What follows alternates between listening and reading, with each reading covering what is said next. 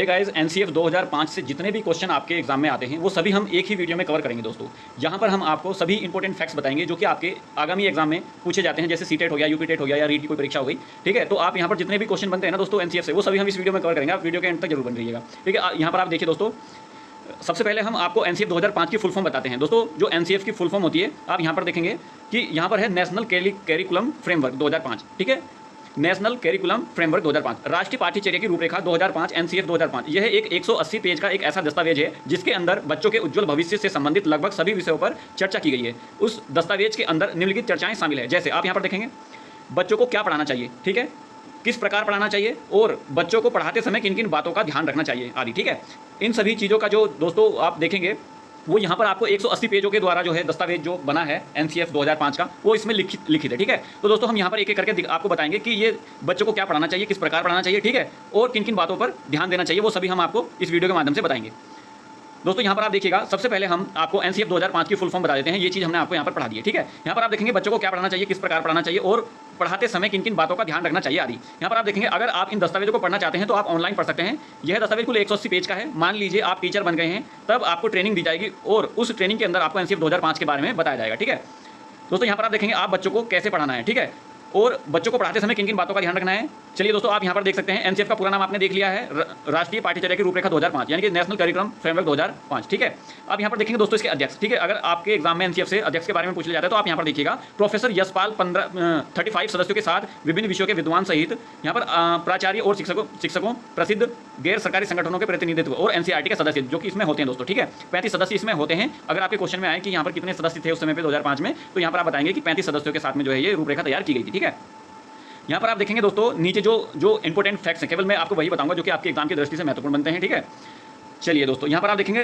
राष्ट्रीय पाठ्यचर्या की रूपरेखा 2005 की उत्पत्ति कैसे हुई। दोस्तों आप यहाँ पर देखेंगे कि राष्ट्रीय पाठ्यचर्या की रूपरेखा 2005 की उत्पत्ति रविंद्रनाथ टैगोर जी के एक निबंध से हुई थी। ठीक है, अगर आप पूछा जाए आपसे तो आप इसका उत्तर जो है यहाँ से दे सकते हैं। ठीक है, उस निबंध का नाम सभ्यता और प्रगति। इस निबंध के अंदर रविंद्रनाथ टैगोर जी ने बच्चों के बारे में बताया कि उन्हें किस प्रकार की शिक्षा देनी चाहिए जिससे उनका जो भविष्य है दोस्तों उज्जवल हो सके। ठीक है, यहाँ पर आप देखेंगे राष्ट्रीय पाठ्यचर्या की रूपरेखा 2005 का अनुवाद संविधान की किस अनुसूची में किया गया है, आप इसको देखिएगा। ठीक है, चलिए दोस्तों हम इसको बताते हैं आपको। राष्ट्रीय पाठ्यचर्या की रूपरेखा 2005 का अनुवाद संविधान की 8वीं अनुसूची में दी गई 22 भाषाओं में किया गया है। एनसीएफ 2005 के सदस्यों को नेशनल स्टीयरिंग कमेटी के अध्यक्ष प्रोफेसर यशपाल की अध्यक्षता में क्या किया गया, तैयार किया गया था। ठीक है, राष्ट्रीय पाठ्यचर्या की रूपरेखा 2005 के मार्गदर्शी सिद्धांत, आप यहाँ पर देखेंगे मैं आपको 5 सिद्धांत के बारे में बताऊंगा जो कि बहुत ही महत्वपूर्ण हैं।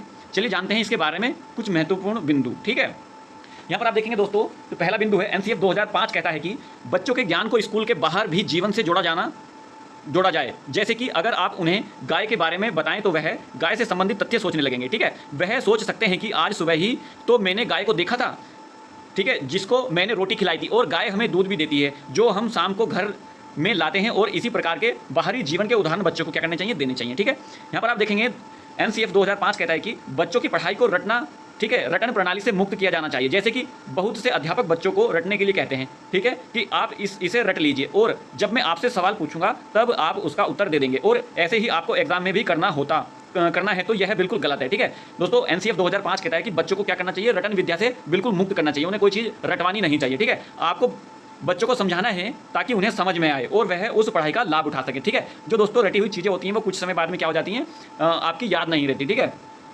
तीसरा पॉइंट एनसीएफ 2005 कहता है कि बच्चों की पाठ्यचर्या पाठ्यपुस्तक केंद्रित ना होकर बल्कि चहुमुखी हो। जैसे कि बहुत से अध्यापक सिर्फ किताब से पढ़ा देते हैं, उनका मतलब नहीं समझाते हैं, जिससे बच्चों तक शिक्षा नहीं पहुंच पाती, तो वह हुआ पाठ्यपुस्तक केंद्रित पाठ्यचर्या। दोस्तों यहाँ पर इसका कहने का सीधा मतलब यह है कि आपको क्या करना चाहिए दोस्तों, बच्चों को केवल पाठ्यपुस्तक ही पढ़ा करके उनको मुक्त नहीं कर देना चाहिए। उनको क्या करना चाहिए दोस्तों, उनको चहुमुखी विकास के लिए, ठीक है, आप यहाँ पर देखेंगे पाठ्यपुस्तक केंद्रित ना होकर बल्कि चहुमुखी हो। ठीक है, यानी कि उसको जीवन जो आप पाठ पढ़ा रहे हो दोस्तों उससे रिलेटेड जितने भी महत्वपूर्ण एग्जाम्पल आप दे सकते हो, ठीक है, जिससे बच्चा उसको अच्छे से समझ जाए, वो चीज़ें यहाँ पर बताई गई हैं कि ऐसा होना चाहिए। ऑप्शन 4 कहता है दोस्तों, एनसीएफ 2005 कहता है विद्यालय में दी जाने वाली शिक्षा को विभिन्न प्रकार की गतिविधियों से जोड़ा जाए और तब उन्हें पढ़ाया जाए। आपको बच्चों को पढ़ाना होगा उन्हीं के जैसे बनकर, यानी आपको भी बच्चा बनना होगा और तब उन्हें समझाना होगा और फिर उनसे हिसाब से, ठीक है, उनको प्रेम पूर्वक पढ़ाना होगा। दोस्तों ऐसा नहीं है कि आप ने कोई क्वेश्चन किया और बच्चे ने वो उसका आंसर गलत दिया तो आप उनको पीटने लगो। ये बिल्कुल भी ऐसा नहीं है। 2005 के एनसीएफ प्रणाली है दोस्तों, जो कमेटी है वो कहती है कि बच्चों को इस प्रकार नहीं पढ़ाना चाहिए। ठीक है, ऑप्शन 5 कहता है कि राष्ट्रीय मूल्यों के प्रति आस्थावान विद्यार्थी तैयार किए जाएं। चलिए इस बात को समझते हैं। मान लीजिए आपने बच्चों को पढ़ाया और आपने उसमें ढील बरती या अन्य बात हो गई जिससे वह बच्चा आगे चलकर कोई अनैतिक कार्य करने लगा, जैसे कि चोरी करने लगा, डाका डालने लगा, देश के खिलाफ जाना, ठीक है, आदि और भी बहुत से अनैतिक कार्य करने लगा, तब क्या फायदा हुआ उस पढ़ाई का। ठीक है, कुछ नहीं हुआ। तो आपको पढ़ाते समय उनके नैतिक मूल्यों के प्रति आस्थावान बनाना होगा। ठीक है, उनके नैतिक मूल्यों को जागृत करना होगा। दोस्तों पढ़ाते समय देखिए केवल किताबी ज्ञान ही नहीं देना चाहिए, इसीलिए एनसीएफ 2005 ये कहता है कि बच्चों को पढ़ाते समय उनके नैतिक मूल्य को भी उनको बताना चाहिए कि ये चीज़ सही नहीं होती। उनके नैतिक मूल्यों के बारे में भी उनको बताना चाहिए कि चोरी करना अच्छा नहीं होता। चोरी करने के बाद में क्या होता है कि आपको पुलिस पकड़ लेती है, पुलिस फिर आपको आपके खिलाफ कार्रवाई करती है, आपको पीटती है, इससे आपके परिवार का भी नाम जो है गंदा होता है, आपके माता पिता को उसका दुख का सामना करना पड़ता है। तो क्या होता है दोस्तों, उनको क्या करना चाहिए, उनके नैतिक मूल्यों के बारे में भी उसको बच्चों को बताना चाहिए। बिना भार के अधिगम, दोस्तों यहाँ पर आप देख रहे होंगे बिना भार के अधिगम यानी कि लर्निंग विदाउट बर्डन। आप इस चीज़ को समझिए क्या होता है। ठीक है, यहाँ पर आप देखेंगे 2005 का जो प्रमुख सूत्र है वो निम्नलिखित है, लर्निंग विदाउट बर्डन। इसका मतलब यह है बच्चों को बिना भार के पढ़ाया जाए, उस पर किसी प्रकार का मानसिक या शारीरिक भार नहीं होना चाहिए। दोस्तों यहाँ पर आप देखेंगे कि जैसे 5-5, 6-6 किलो यानी कि इतना छोटा दूसरी क्लास का बच्चा है और 20-20, 30-30 किताबें उनके काने पर जो है टांग दी जाती है। ठीक है दोस्तों, ये चीज़ एनसीएफ नहीं कहता है। ठीक है, बहुत से माता पिता अपने बच्चों पर प्रेशर बनाए रखते हैं और उस बात को वह प्रेशर मानते भी नहीं हैं, जैसे कि बच्चों को हर बात जो है पे टोकना कि पढ़ लो, अगर टीवी देख रहे हैं तो कहते हैं कि होमवर्क कर लिया। ठीक है, या फिर कहते हैं कि जो काम बोला था वो कर लिया है या नहीं किया है, जिससे बच्चे और माता पिता के बीच में क्या होता है, खटास पैदा हो जाती है। ठीक है, नेक्स्ट देखेंगे बच्चों के एग्जाम पास में आ रहे हैं, बच्चों को रात 2 बजे तक जाग कर रखा जाता है और उन्हें रटवाया जाता है कि रटो और कल के एग्जाम में लिख कर आओ और तुमको इतने नंबर तो लाने ही लाने हैं। और ऐसा पेरेंट्स ऐसे भी होते हैं जो सही नंबर नहीं लाने पर उनकी पिटाई भी करते हैं। तो दोस्तों ये चीज़ें बिल्कुल नहीं करनी है। ठीक है, नेशनल करिकुलम फ्रेमवर्क 2005 का निर्माण एनसीईआरटी द्वारा किया गया था और इसको पूरा करने का कार्य निदेशक प्रोफेसर कृष्ण कुमार के नेतृत्व में किया गया था और इसका प्रमुख लक्ष्य आत्मज्ञान है। मतलब विद्यार्थियों को अलग अलग अनुभवों का अवसर देकर उन्हें स्वयं ज्ञान की प्राप्ति करनी होती है। ठीक है, मान लीजिए आप किसी कक्षा में बच्चों को पढ़ा रहे हो और उन बच्चों को आप ठीक है तरह तरह के उदाहरण देते हैं जिससे कि वह अपने पूर्व अनुभव को कुछ रोचक तथ्यों के साथ जोड़कर उन्हें आत्मसात कर लेगा, यानी कि आपने मन में बैठा लेगा, यानी कि अपने मन में बैठा लेगा। चलिए दोस्तों यहाँ पर देखते हैं राष्ट्रीय पाठ्यचर्या की रूपरेखा 2005 के प्रमुख सुझाव। तो सुझाव आप यहाँ पर देखिए कि किस प्रकार से क्या करना चाहिए, पढ़ाना चाहिए। ठीक है, यहाँ पर आप देखेंगे बालक सक्रिय है, बालक को आपको हमेशा सक्रिय मानना है, मतलब वह सीखने के लिए तैयार बैठा है, आपको बस उसे सिखाना है, उसे किताब के माध्यम से और आपके ज्ञान के माध्यम से बाहर की दुनिया से जोड़ते हुए उसको सिखाना है दोस्तों। ठीक है, नेक्स्ट है स्वयं से जाने, बालक स्वयं से जाने और सीखें और नई नई चीज़ों को आजमाएं। जब बालक स्वयं से सीखेगा और जानेगा तब उसकी बुद्धि का विकास नए स्तर से ही होगा। इसलिए तब जब भी बच्चा स्वयं से जानने सीखने की कोशिश करे तब उसको क्या करना चाहिए, हतोत्साहित नहीं करना चाहिए, बल्कि उसको क्या करना चाहिए, प्रोत्साहित करना चाहिए, बल्कि उसका हौसला बढ़ाना चाहिए। ठीक है, चलिए दोस्तों काफ़ी बार क्या होता है कि बच्चे कुछ जानने की इच्छा रखते हैं टीचर से और टीचर क्या करते हैं उनको डांट करके उसको बैठा देते हैं कि नहीं तू ज़्यादा पूछने वाला बन रहा है या कुछ ऐसा। तो दोस्तों ऐसा बिल्कुल भी नहीं करना है। ठीक है, बच्चों को हतोत्साहित नहीं करना है। ठीक है, यहाँ पर आप देखेंगे दोस्तों जोड़ तोड़ करें। ठीक है, बालक जोड़ तोड़ करे, इसका मतलब यह है कि मान लीजिए बालक किसी खिलौने से खेल रहा है और उसे तोड़ देता है, तब उसे जोड़ने का भी प्रयास करता है। ठीक है, आपको उसे डांटना नहीं कि उसने खिलौना क्यों तोड़ दिया, बल्कि उसकी मदद करनी है।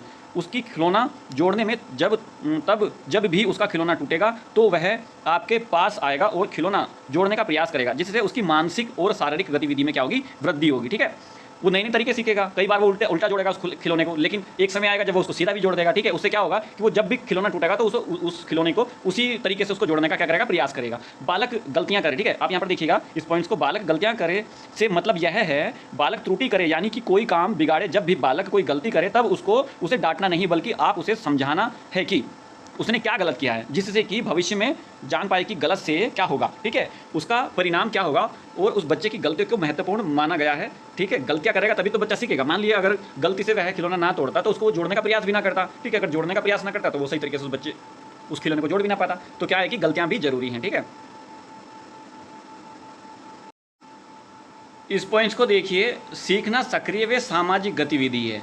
सक्रिय होना बहुत ज़रूरी है, टीचर का भी सक्रिय होना ज़रूरी है और बच्चों का भी सक्रिय होना बहुत ज़रूरी है। अगर इसमें से कोई भी एक निष्क्रिय रहा तो ज्ञान वृद्धि ठीक है पड़ सकती है। और सीखना एक सामाजिक गतिविधि होती है, जैसा कि समाज हमारे लिए बहुत ही महत्वपूर्ण भूमिका निभाता है।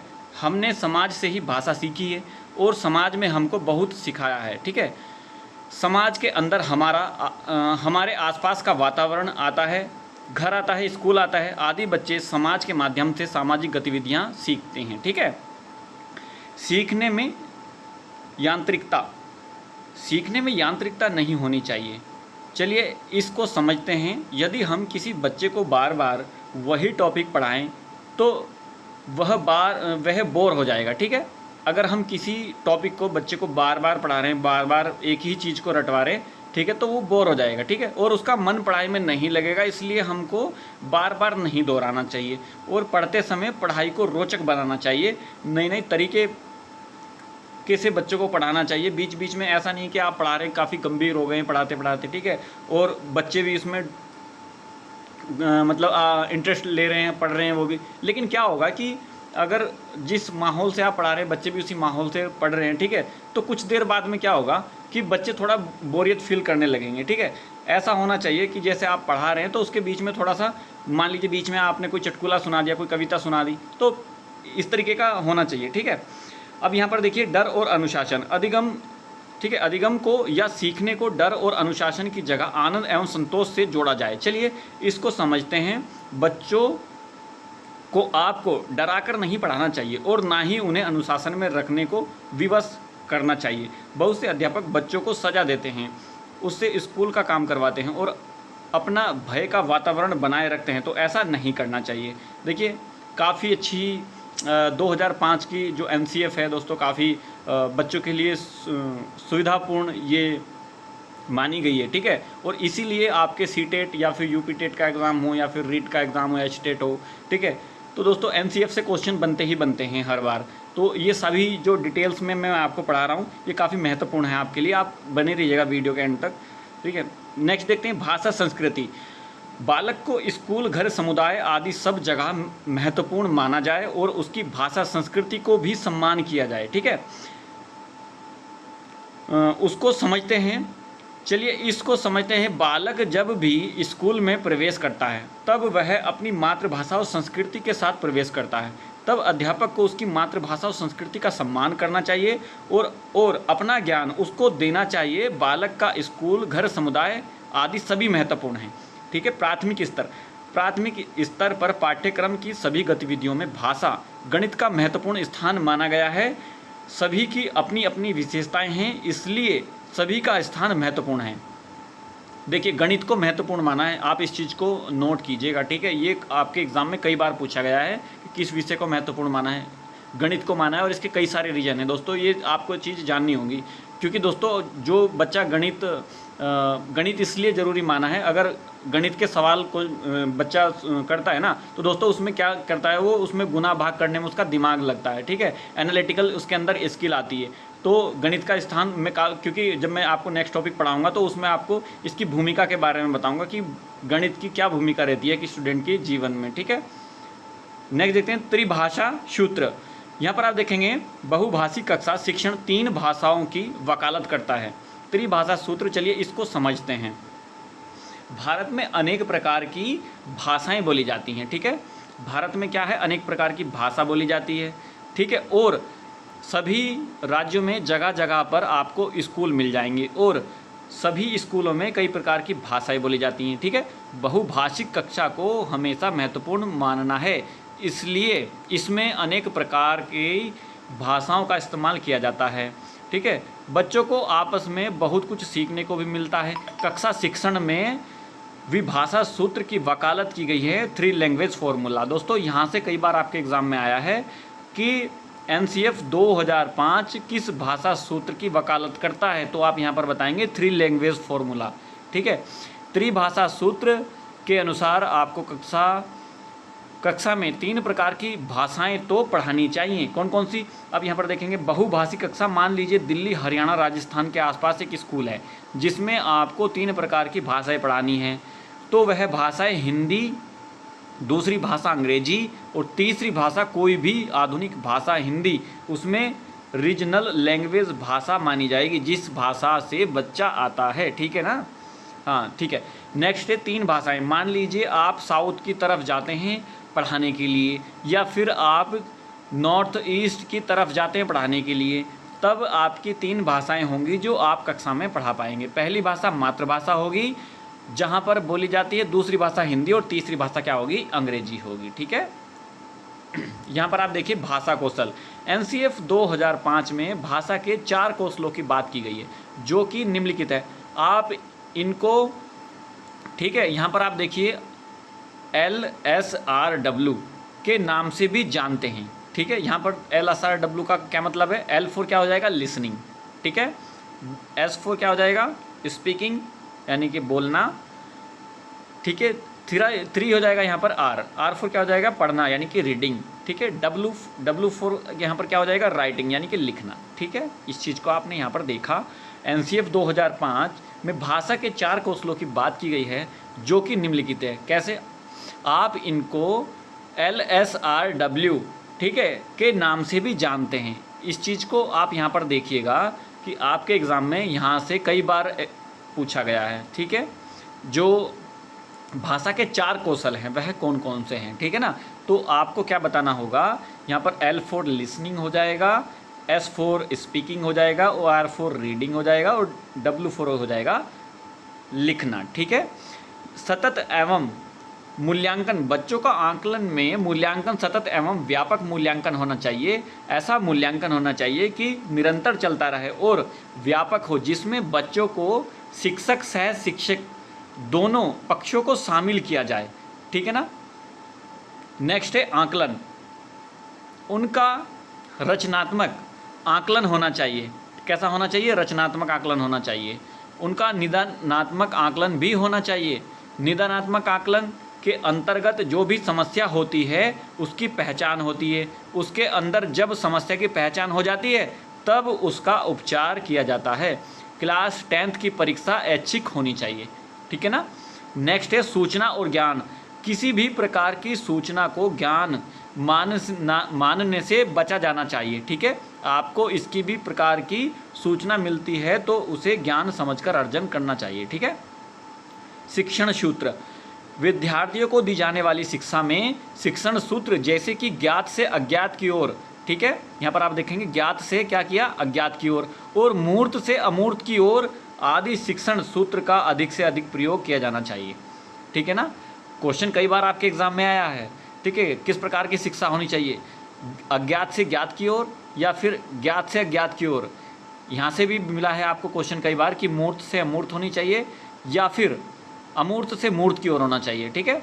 आप तो दोस्तों यहाँ पर आप देखेंगे जो कि यहाँ पर बताया है कि ज्ञात से क्या होना चाहिए, अज्ञात की ओर होना चाहिए। जो क्योंकि दोस्तों आपने देखा होगा जब आपने पढ़ा है, आपने सीटेट का आप एग्ज़ाम देने वाले हैं या फिर यूपी टेट का एग्ज़ाम देने वाले हैं, बच्चों के अंदर क्या होता है, जब बच्चे स्कूल में आते हैं तो उनके पास में भी दोस्तों कुछ ज्ञान होता है। ठीक है ना, कुछ जानकारी होती है।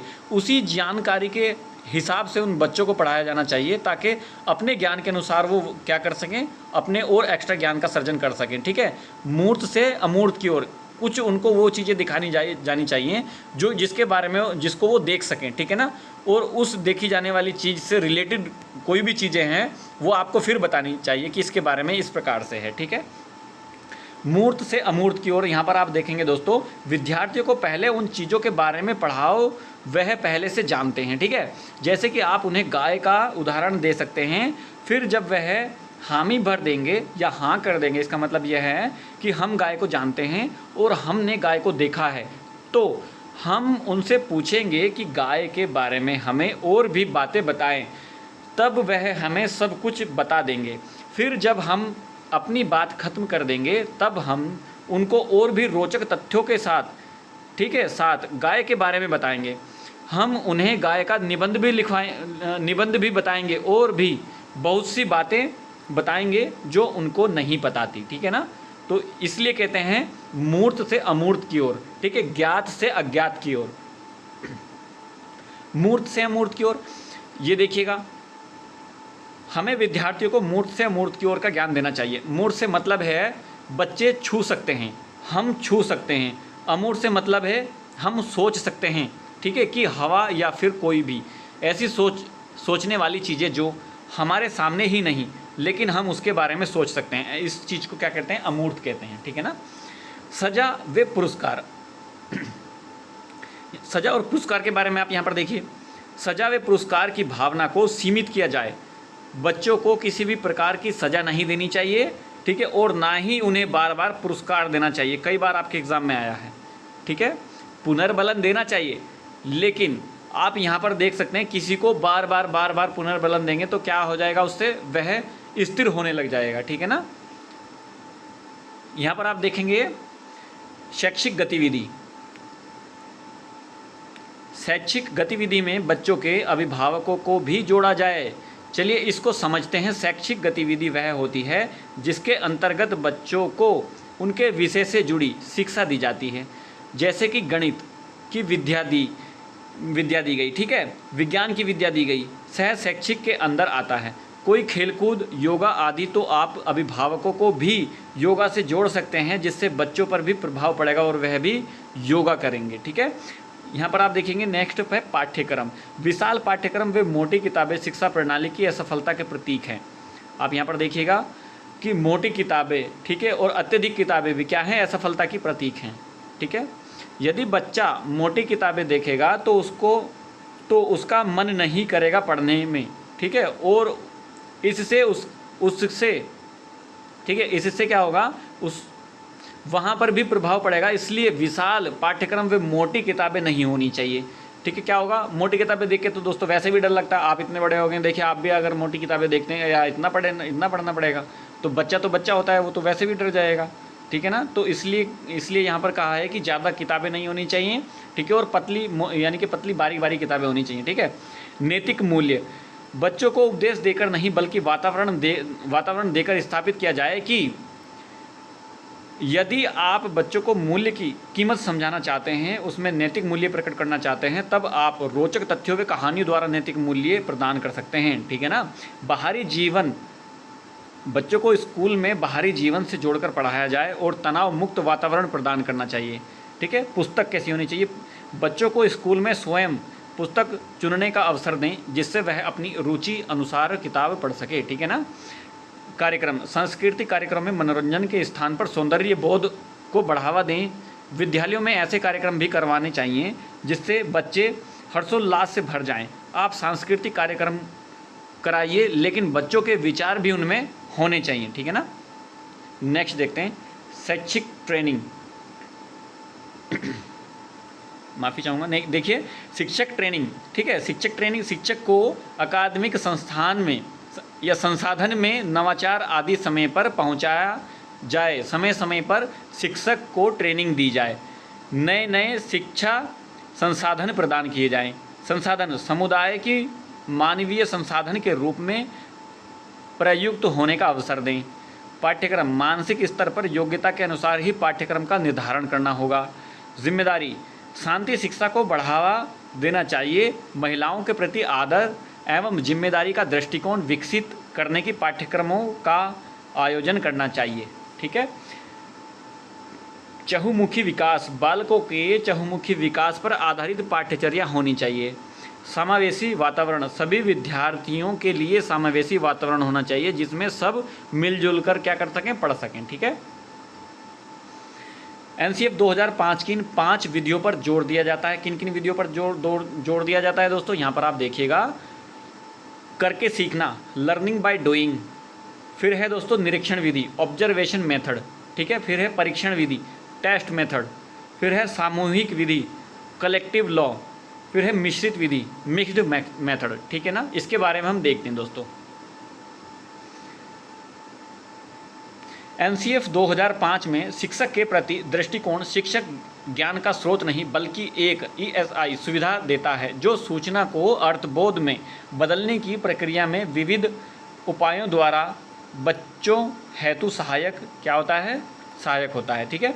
एनसीएफ के कुछ महत्वपूर्ण प्रश्न निम्नलिखित हैं जो कि आगामी परीक्षा में आ सकते हैं। दोस्तों यहाँ पर आप देखिएगा, दोस्तों आप यहाँ पर देखिए, इन पहले आप जो है ना इन 5 आप मेथड को देखिएगा।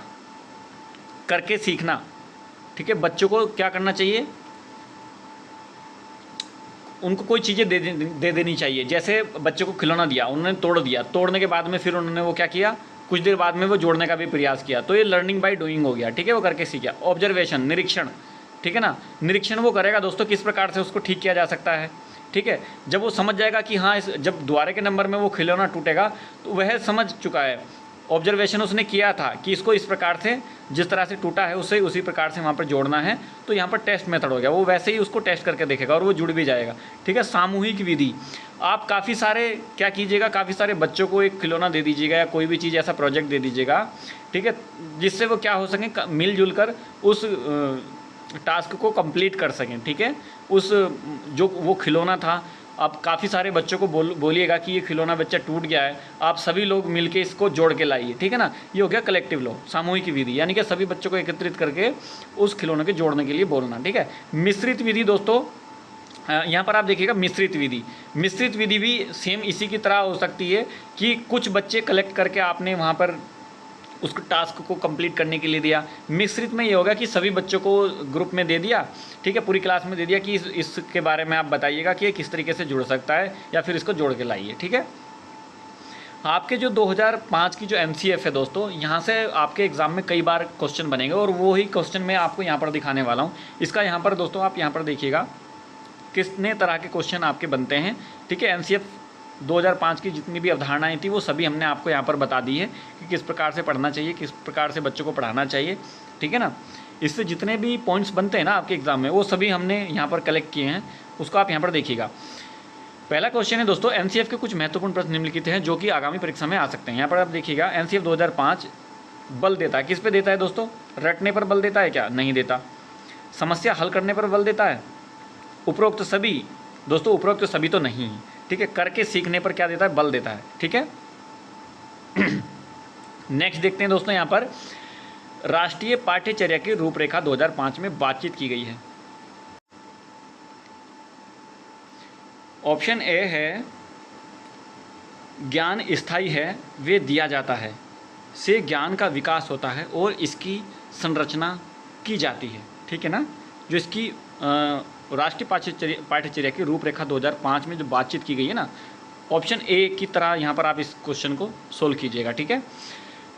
क्वेश्चन 3 है, राष्ट्रीय पाठ्यचर्या रूपरेखा 2005 के अंतर्गत निःशक्त बालकों की रक्षा के लिए प्रावधान किया गया है। यहाँ पर आप देखिए समावेशित शिक्षा द्वारा, ठीक है, मुख्य धारा में डालकर, समाकलन द्वारा, या इनमें से कोई नहीं। इसका राइट आंसर यहाँ पर है समावेशित शिक्षा द्वारा। नेक्स्ट है, राष्ट्रीय पाठ्यचर्या रूपरेखा 2005 में निम्न में से किस परीक्षा संबंधी सुधारों को सुझाया गया है। कक्षा 10 की परीक्षा ऐच्छिक होनी चाहिए, ठीक है ना। नेक्स्ट है, राष्ट्रीय पाठ्यचर्या रूपरेखा 2005 में बहुभाषी को एक संसाधन के रूप में समर्थन दिया गया है, क्योंकि यहाँ पर आप देखिएगा यह एक तरीका है जिसमें प्रत्येक बालक सुरक्षित महसूस करे, ठीक है। भाषागत पृष्ठभूमि के कारण कोई भी बालक पीछे न छूट जाए, यह बालकों का अपने पर विश्वास के लिए प्रोत्साहन देगा, उपर्युक्त सभी, ठीक है ना। तो यहाँ पर जो है सभी है, ठीक है। राष्ट्रीय पाठ्यचर्या रूपरेखा 2005 में गणित शिक्षा के किस किस बिंदु पर मुख्यतः प्रकाश डाला गया है, ठीक है। आप यहाँ पर देखिएगा गणित की सहायता से तर्क शक्ति का विकास किया गया है, ठीक है। यहाँ पर पहला ऑप्शन सही हो जाएगा।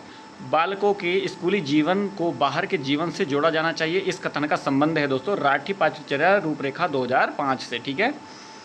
राष्ट्रीय पाठ्यचर्या की रूपरेखा 2005 के अनुसार पाठ्यचर्या निर्माण के 5 निर्देशक सिद्धांतों में से एक है ज्ञान को स्कूल के बाहरी जीवन से जोड़ना, ऑप्शन 1 सही है, ठीक है। नेक्स्ट है, राष्ट्रीय पाठ्यचर्या की रूपरेखा 2005 के अंतर्गत कितने केंद्र समूह गठित किए गए थे। तो दोस्तों यहाँ पर 21 किए गए थे, 21। निम्न में से कौन नेशनल स्टीयरिंग कमेटी MCF 2005 के अध्यक्ष थे। तो यहाँ पर प्रोफेसर यशपाल। नेक्स्ट है, MCF 2005 के अनुसार बालक के सर्वांगीण विकास में शामिल है दोस्तों बालक का शारीरिक, मानसिक, सामाजिक, भावात्मक विकास और विद्यालय के लिए तैयारी, ठीक है।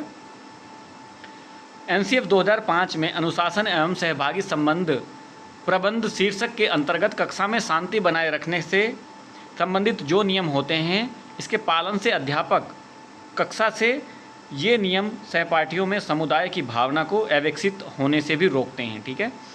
MCF 2005 के अनुसार जो कमा जिस स्तर पर संभव है, जो काम जिस स्तर पर संभव है उसे उसी स्तर पर किया जाना चाहिए, न कि उससे उच्च स्तर पर। इसे कहा गया है पूरकता का सिद्धांत, ठीक है। 2005 में MCF समक्ष के रूप में दी गई गणितीय की विशिष्ट अवधारणाओं में किसी या किसको शामिल नहीं किया गया है? तो किसको शामिल नहीं किया गया है? गणित की पुष्टिकरण की क्रिया अवलोकन या प्रयोग पर आधारित होती है। ठीक है।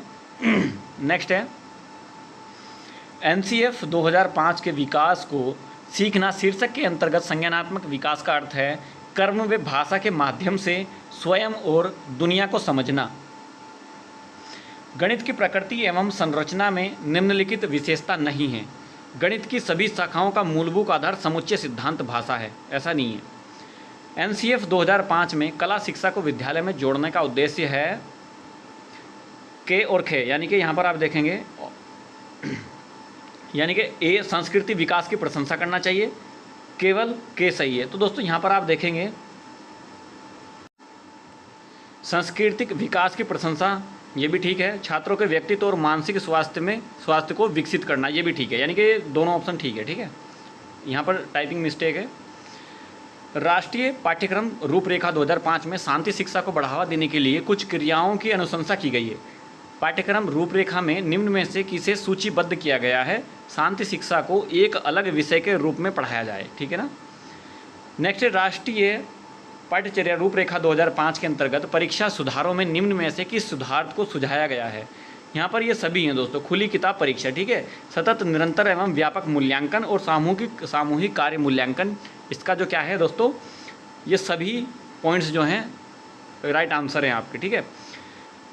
राष्ट्रीय पाठ्यचर्या रूपरेखा 2005 में गुणवत्ता आयाम शीर्षक के अंतर्गत अधिक महत्व दिया गया है।